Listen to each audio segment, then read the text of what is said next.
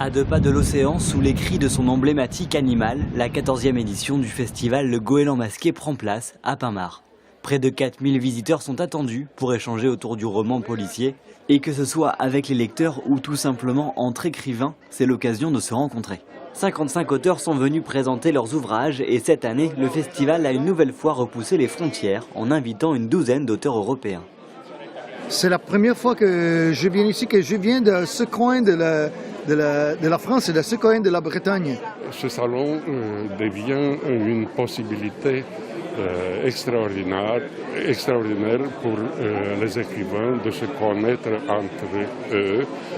Et quels que soient les auteurs invités ou les thèmes littéraires abordés, le festival souhaite avant tout placer l'échange au centre de l'événement. De ce qui était un salon, on en a fait un festival.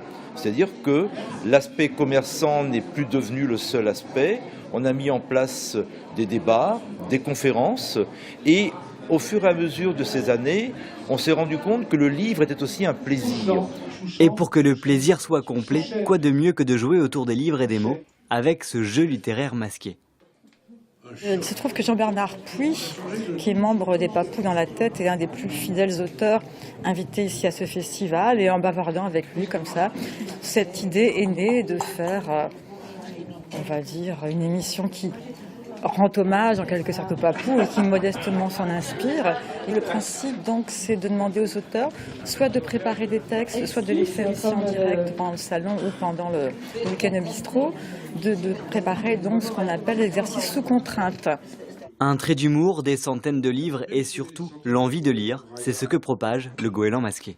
Et on se demande toujours, mais d'où venaient les gens ?